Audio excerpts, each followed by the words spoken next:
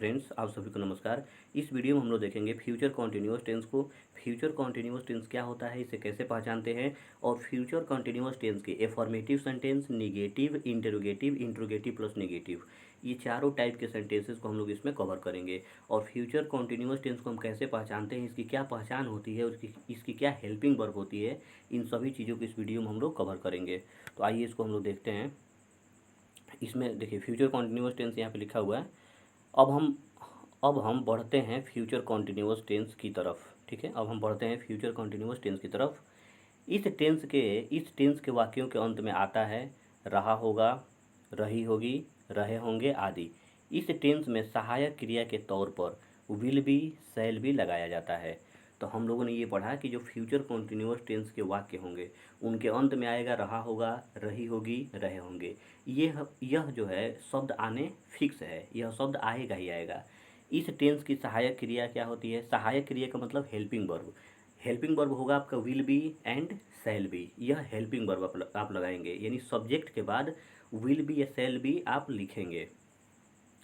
यहाँ यहाँ यह बात याद रखने योग्य है कि आई तथा वी के साथ शैल बी और बाकी सभी के साथ विल बी का प्रयोग किया जाता है।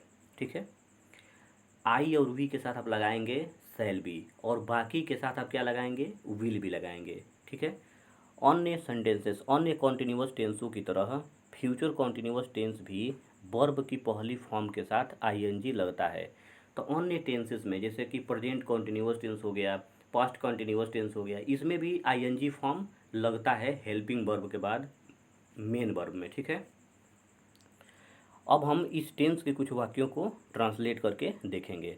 तो इस टेंस के कुछ वाक्यों को हम लोग ट्रांसलेट करेंगे और देखेंगे कि इस तरीके से ये ट्रांसलेट हो पा रहा है कि नहीं। तो हम लोगों ने इसमें पढ़ा है कि सब्जेक्ट लिखेंगे, उसके बाद विल बी या शैल बी लगाएंगे। विल बी किसके साथ लगाएंगे? आई। और शैल बी किसके साथ लगाएंगे? आई और वी के साथ आप लगाएंगे शैल बी, और बाकी सभी के साथ आप लगाएंगे विल बी।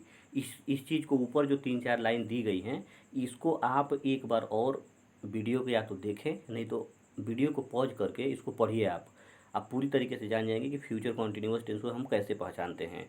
ठीक है, जब फ्यूचर में कोई काम हो रहा होगा, ऐसे आप इस तरीके से आप किसी बात को, किसी सेंटेंस को आप बोलना चाहते हैं, कहना चाहते हैं कि फ्यूचर में वो कोई काम हो रहा होगा। जैसे मैं पढ़ रहा वह सो रहा होगा, वह जा रहा होगा, है ना, वे लोग गाना गा रहे होंगे। तो ये सभी फ्यूचर टेंस में आएंगे। ठीक है, और वाक्य के अंत में हमने बताया कि रहा होगा, इस तरीके का शब्द आएगा। तो हम लोग कुछ सेंटेंसेस को ट्रांसलेट करके देखते हैं कि फिट बैठ रहा है कि नहीं। जैसे पहला सेंटेंस है आपका, वह पत्ता गोभी पका रही होगी। तो वह पत्ता गोभी पका रही होगी, तो she will be cooking cabbage. Cabbage का मतलब होता है पत्ता गोभी। तो सी लगाया। आई और वी के साथ केवल लगाना था आपको शैल बी, और यहाँ पे सब्जेक्ट क्या है? वह, जो कि एक फीमेल है, तो आप लगाएंगे सी। तो सी के साथ आप विल भी लगाएंगे, शैल भी बिल्कुल नहीं लगा सकते, क्योंकि हम शैल भी लगाएंगे केवल आई और वी के साथ। ठीक है, और आई और वी के साथ विल भी आता है, बिल्कुल हम लगा सकते हैं, लेकिन उसके केसेस और कंडीशंस अलग होते हैं। उसको हम लोग किसी नेक्स्ट वीडियो में उसको भी हम लोग देख लेंगे कि कब हम आई और वी के साथ विल भी लगाएंगे और बाकी सभी के साथ शैल भी लगाएंगे। ठीक है, लेकिन यहाँ पे सामान्य तौर पे आप सामान्य सेंटेंसेस जब आप बनाएंगे तो सभी के साथ आई और वी के साथ आप शैल भी ही लगाएंगे, यही रूल है। ठीक है, और बाकी सभी सब्जेक्ट के साथ आप विल भी लगाएंगे। तो she will be cooking cabbage. Second है आपका, वे लहसुन बेच रहे होंगे। तो वे लहसुन बेच रहे होंगे, तो दे विल बी सेलिंग गार्लिक। ठीक है, they will be selling garlic. Garlic का मतलब क्या होता है? लहसुन होता है। ठीक है, they will be selling garlic, वे लहसुन बेच रहे होंगे, इसका ये ट्रांसलेशन हो जाएगा। थर्ड नंबर है, मैं एक हीरा खा रहा हूँगा। मैं एक हीरा खा रहा हूँगा, इसकी ट्रांसलेशन होगी I shall be eating a cucumber. ठीक है, मैं एक हीरा खा रहा हूँगा, आई शैल बी, आई के साथ हमने क्या लगाया? शैल बी लगाया। क्यों? क्योंकि आई और वी के साथ हमेशा शैल बी लगाते हैं, और इसके बाद जो वर्ब आती है उसमें आईएनजी लगा देते हैं। तो आई शैल बी ईटिंग लिख देंगे आप, और आई शैल बी ईटिंग मैंने मैं खा रहा हूँगा। ठीक है, क्या खा रहा हूँगा? अ ककम्बर, ये ऑब्जेक्ट हो गया आपका। नेक्स्ट सेंटेंस है, वह अदरक छील रहा होगा। वह अदरक छील रहा होगा, तो he will be peeling off ginger. He will be peeling off ginger. ठीक है, नेक्स्ट सेंटेंस है आपका, तुम पालक धो रहे होगे। यहाँ दिया है तुम पालक धो रहे होगे, तो you will be washing spinach, you will be washing spinach, तुम पालक धो रहे होगे। हम शिमला मिर्च खरीद रहे होंगे, हम शिमला मिर्च खरीद रहे होंगे।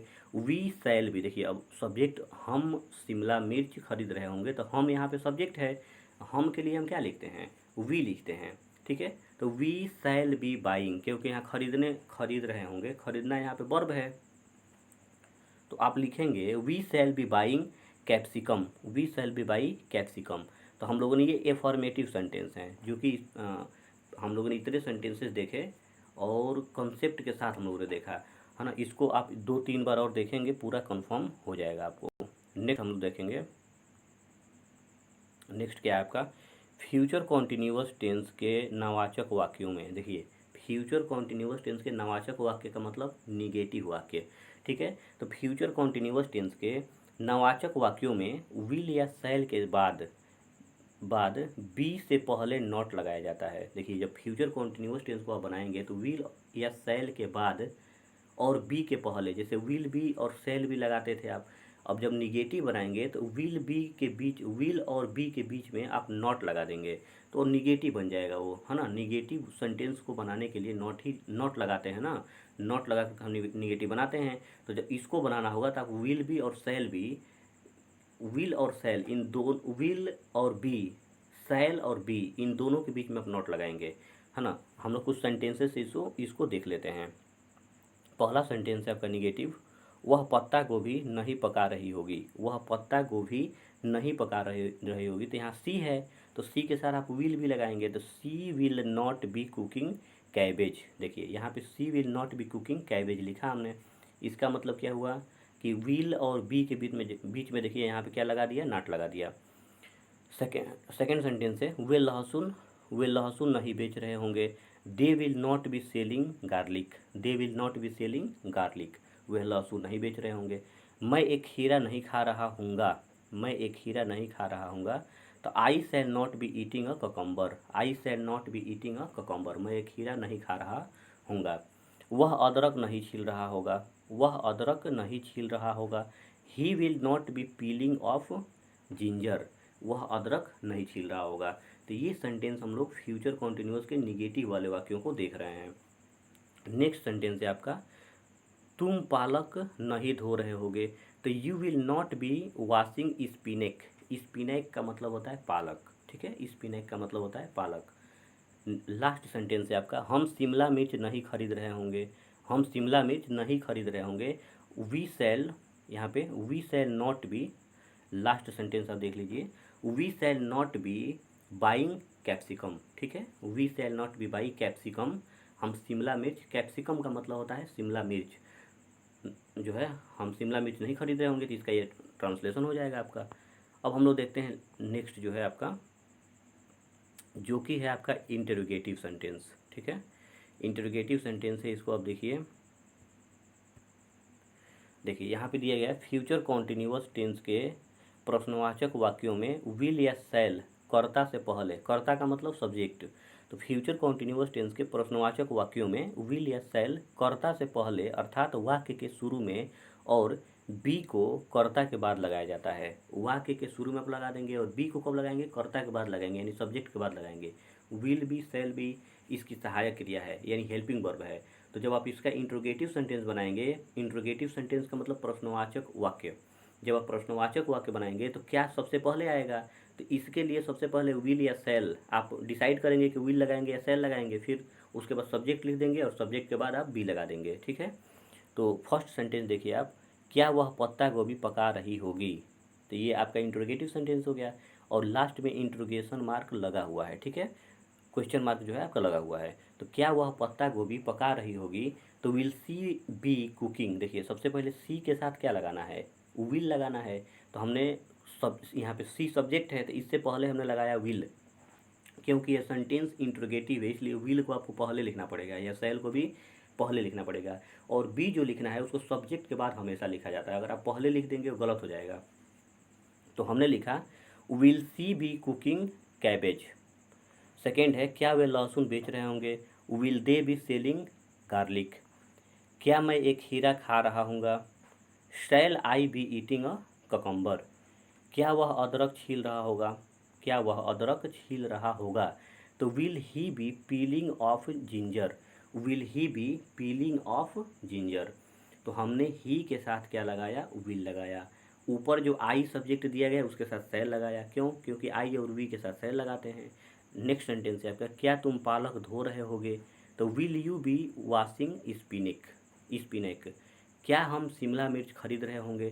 तो shall we be buying capsicum, last sentence है आपका, शैल वी बाई कैप्सिकम। तो क्या हम शिमला मिर्च खरीद रहे होंगे, शैल वी बाई कैप्सिकम। तो यहाँ पे हम लोगों ने इंट्रोगेटिव सेंटेंस के इतने वाक्यों को देखा कि इंट्रोगेटिव सेंटेंस जब भी आप प्रश्नवाचक वाक्य बनाएंगे, विल या शैल को आप डिसाइड करेंगे कि सब्जेक्ट के साथ कौन से सब्जेक्ट के साथ विल आएगा और किसके साथ शैल आएगा। तो पहले विल लिख लेंगे या शैल लिख लेंगे, फिर बी लगा देंगे और लास्ट में इंट्रोगेटिव मार्क आप लगा देंगे। ठीक है, नेक्स्ट है आपका, ये लास्ट है, इसमें हम लोग देखेंगे इंट्रोगेटिव प्लस निगेटिव दोनों होगा ये। अब हम फ्यूचर कॉन्टिन्यूअस टेंस के देखिए यहाँ पे, अब हम फ्यूचर कॉन्टिन्यूअस टेंस के उन वाक्यों को बनाते हैं जो कि नवाचक भी हैं और प्रश्नवाचक भी हैं। तो हम उन वाक्यों को अब देखेंगे जो कि निगेटिव भी है और क्या है, इंट्रोगेटिव भी है, प्रश्नवाचक भी है। इन वाक्यों में विल या सेल के शुरू में लगाते हैं।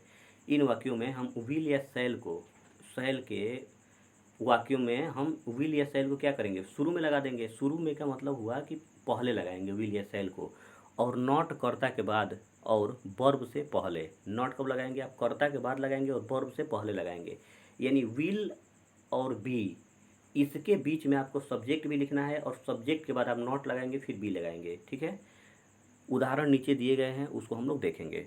तो इसको एक बार और आप समझ लीजिए, हम फ्यूचर कॉन्टिन्यूअस टेंस के इंट्रोगेटिव प्लस निगेटिव सेंटेंसेस को बनाने जा रहे हैं। इसमें भी आप विल भी शैल भी लगाएंगे क्योंकि यह फ्यूचर कॉन्टिन्यूअस है। इसमें यह वाक्य जो होंगे प्रश्नवाचक भी होंगे और क्या होगा, इसमें निगेटिव भी होगा। निगेटिव का मतलब नकारात्मक नवाचक भी होगा। तो इसमें आप सबसे पहले विल और शैल लगाएंगे, फिर सब्जेक्ट लिखेंगे और सब्जेक्ट लिखने के बाद आप नॉट लगाएंगे और फिर बी लगाएंगे, बी, और उसके बाद वर्ब की फर्स्ट फॉर्म में आईएनजी, फिर ऑब्जेक्ट आप लिख देंगे। तो इसमें फर्स्ट क्वेश्चन हम लोग देखते हैं। ऊपर की चीज़ों को आप, ये जो ऊपर की चीज़ें दी गई हैं इसको एक बार आप पढ़ सकते हैं वीडियो को पॉज करके। तो यहाँ पे आपका फर्स्ट सेंटेंस दिया गया है, क्या वह पत्ता गोभी पका रही होगी। तो will see not be cooking cabbage, will see not be cooking cabbage. तो यहाँ पे वह फीमेल है तो आपने सी लगाया और सी के अकॉर्डिंग आप लगाएंगे विल। तो सबसे पहले आपने विल लिख लिया, फिर नॉट लिखेंगे और उसके बाद बी लिखेंगे। ठीक है, ये कॉन्सेप्ट है, बिल्कुल ऐसे ही आपको बनाना है, यही रूल है। अगर आप इससे हट के कुछ बनाएंगे तो रॉन्ग हो जाएगा। तो will see not be cooking cabbage. ठीक है, सेकेंड है आपका, क्या वे लहसुन नहीं बेच रहे होंगे। तो will they not be selling garlic, will they not be selling garlic. Third है, क्या मैं एक खीरा नहीं खा रहा हूँगा। तो देखिए आई के साथ क्या लगाएंगे आप, सेल लगाएंगे। ये रट लेना है आपको कि आई और वी के साथ सेल लगाना है, बाकी सभी के साथ विल लगाना है। ठीक है, तो shall I not be eating a cucumber, क्योंकि खाना यहाँ पे वर्ब है तो उसके वर्ब की फर्स्ट फॉर्म में आईएनजी लगाएंगे। जो एक्शन वर्ड होगा, जो वर्ब होता है, जो क्रिया होती है, उसमें हम आईएनजी लगाते हैं। क्या वह अदरक नहीं छील रहा होगा। तो will he not be peeling off ginger, तो will he not be peeling off ginger हो जाएगा। क्या तुम पालक नहीं धो रहे होगे, ये देख लीजिए। तो यहाँ इसका हो जाएगा will you not be washing spinach, will you not be washing spinach. क्या तुम पालक नहीं धो रहे होगे। वॉशिंग, वॉश माने धोना होता है तो वॉशिंग करेंगे आप क्योंकि आईएनजी लगाना है। स्पिनक का मतलब होता है पालक। क्या हम शिमला मिर्च नहीं खरीद रहे होंगे। तो shall we not, last sentence से देख लीजिए, shall we not buying capsicum, capsicum का मतलब होता है शिमला मिर्च। तो shall we not be buying आपका कैप्सिकम। तो यहाँ पे आप सब्जेक्ट के बाद नॉट लिखेंगे, फिर बी लिखेंगे और फिर आईएनजी फॉर्म लगा करके ऑब्जेक्ट को लिख देंगे। तो यहाँ पे हम लोगों ने फ्यूचर कॉन्टिन्यूअस टेंस के सभी टाइप के सेंटेंसेस को हम लोगों ने कवर किया।